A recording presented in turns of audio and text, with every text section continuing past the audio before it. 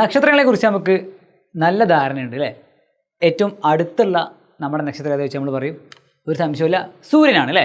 ഈ സൂര്യനാണ് നമുക്ക് ഏറ്റവും കൂടുതൽ ഉപകാരമുള്ള, നമുക്ക് എനർജി തരുന്ന, നമ്മുടെ ഈ ജീവന് തന്നെ ആധാരമായ ആൾ ആരാ ചോദിച്ചാൽ നമുക്ക് പറയാൻ പറ്റും, ഉറപ്പായിട്ടും നമ്മുടെ സൂര്യേട്ടനാണ്. എന്നാൽ നമ്മൾ ഈ ഒരു ക്ലാസ്സിലൂടെ ഈ ഒരു ചെറിയ ഒരു 5 മിനിറ്റിലൂടെ നമ്മൾ പറയാൻ വേണ്ടി പോകുന്നതെന്ന് വെച്ചാൽ പ്ലാനറ്റ്സിനെ കുറിച്ചാണ്, അതുപോലെ സാറ്റലൈറ്റിനെ കുറിച്ചാണ്.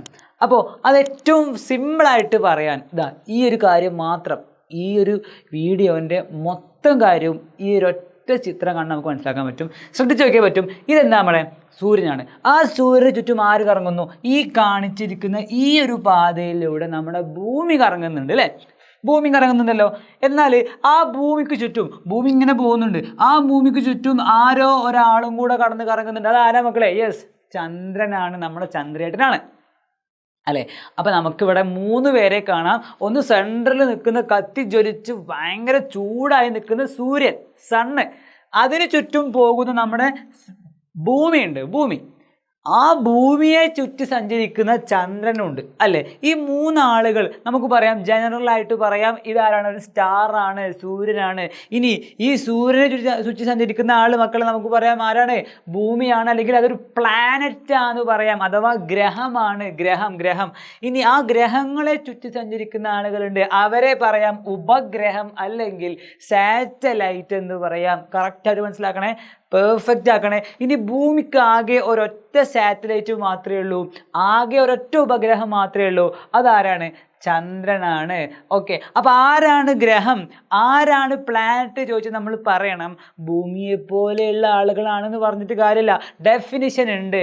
ആരാണ് നമ്മൾ വ്യക്തമായിട്ട് എഴുതി കൊടുക്കണം. വായിക്കടാ. ഒരു നിശ്ചിത പാതയിലൂടെ സൂര്യനെ വലം വെക്കുന്ന ആകാശഗോളങ്ങളെ ഗ്രഹങ്ങൾ എന്ന് പറയാം. എന്ത് പറയാം? ഗ്രഹങ്ങൾ എന്ന് പറയാം. പ്ലാനറ്റ്സ് എന്ന് പറഞ്ഞാൽ, planets are heavenly bodies in the sky that revolve around the sun along a definite path. ഒരു കറക്റ്റായിട്ട് ഒരു വഴി ഉണ്ടാവണം, ഒരു ഓർബിറ്റ് ഉണ്ടാവണം അല്ലേ? അപ്പം നമ്മൾ അവരെ വിളിക്കും എന്താണ്? പ്ലാനറ്റ് എന്ന് വിളിക്കാം. ഇനിയോ എർത്ത് പ്ലാനറ്റ് ആണ് അല്ലേ? ഇനി സാറ്റലൈറ്റ് എന്ന് പറയുമ്പോൾ ആർ ഹെവൻലി ബോഡീസ്, അവരും ആകാശഗോളങ്ങളാണ്.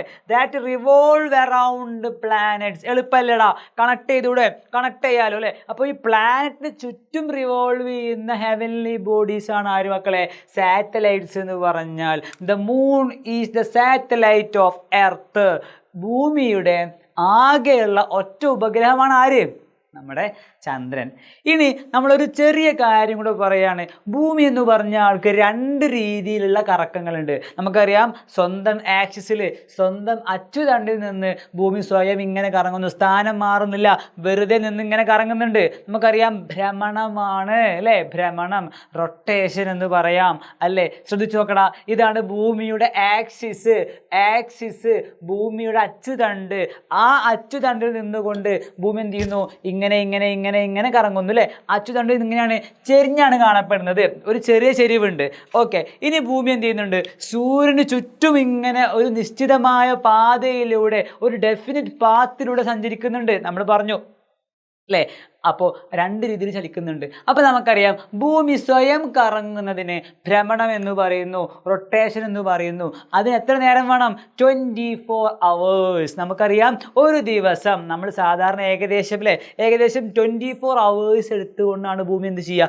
ഇങ്ങനെയുള്ള ഭൂമി കറങ്ങി യെസ്, ഇങ്ങനെ എത്തുമ്പോഴേക്ക് ഒരു ദിവസം കഴിയും, 24 hours കഴിയും.